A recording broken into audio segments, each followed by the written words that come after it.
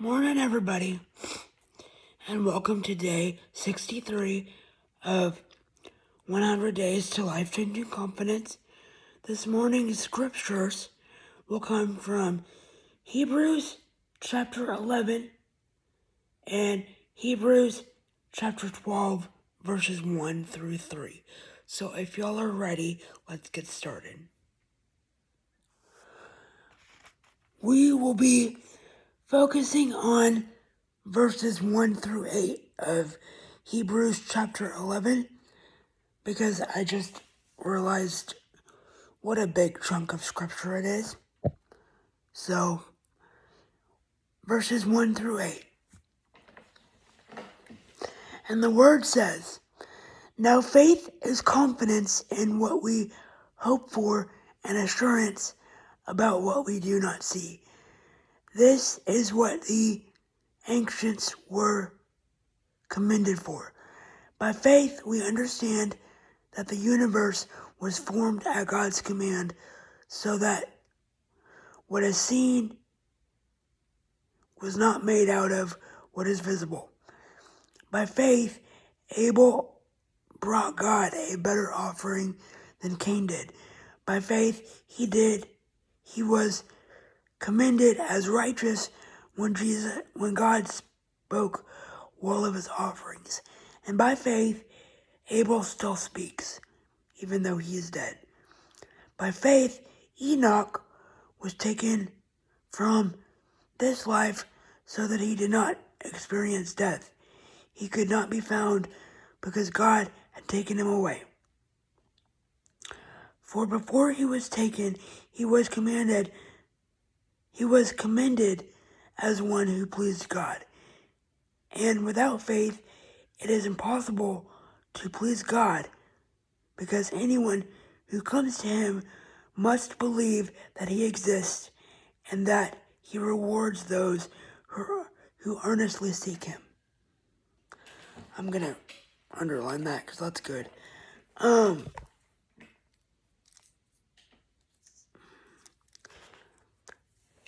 By faith, Noah was warned about things not yet seen, and holy fear built an ark to save his family. By faith, he condemned the world and became heir of the righteousness that is keeping within him. By faith, Abraham, when called to go to a place he would later receive as his inheritance, obeyed and went, even though he did not know where he was going. Let's continue in Hebrews chapter 12, verses 1 through 3. Therefore, since we are surrounded by such a great cloud of witnesses, let us throw off everything that hinders and the sin that so easily entangles, and let us run with perseverance the race marked out for us, fixing our eyes on Jesus, the pioneer and the perfecter of faith. For the joy set before him, he endured the cross, scorning its shame, and sat down at the right hand of the throne of God. Consider him who endured such opposition from sinners, so that you will not grow weary and lose heart.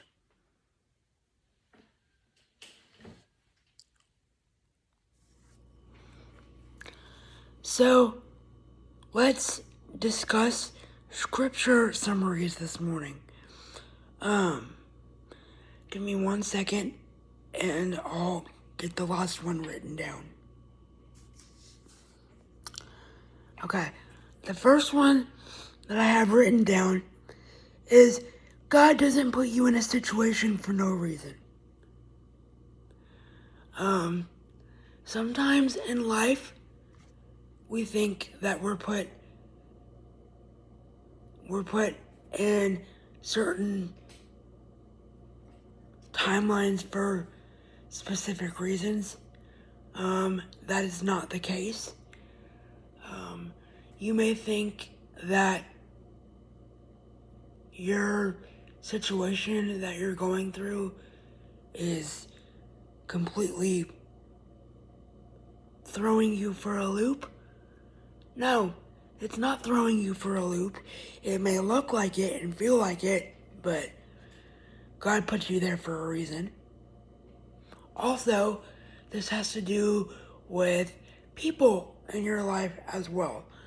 Sometimes God puts certain people in our paths to teach us lessons or to get lessons out of them for ourselves, but there's a reason that God put us in those types of situations. He didn't put you all together by accident. He didn't make you leave that job by accident. Your life has purpose, and there's a reason behind everything that God does for it. Number 2, this one stood out to me extremely well. Jesus does not put you in competition with others. Everyone has different dreams and goals. That comes from Hebrews 12:1-3. Let me give you an example. For years, my sister, Becca, was always smarter at school than I was. She got subjects quicker than I did. And so that's fantastic, but I learned different things faster than she did. So, for another example, when my parents and her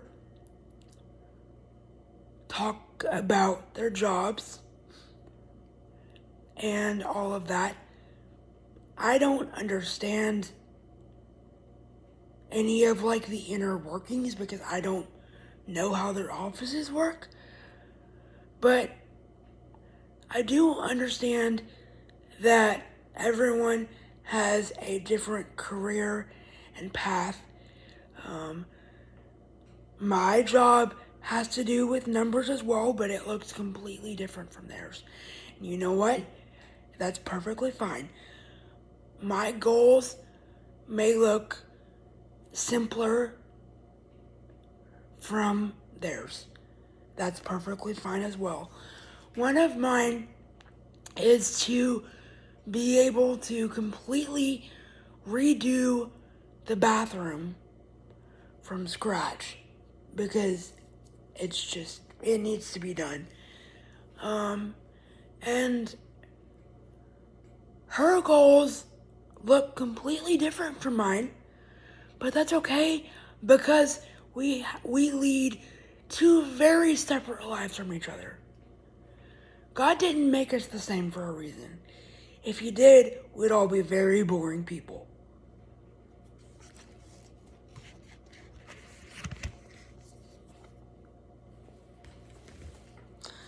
That's all the time that we have for today's devotional.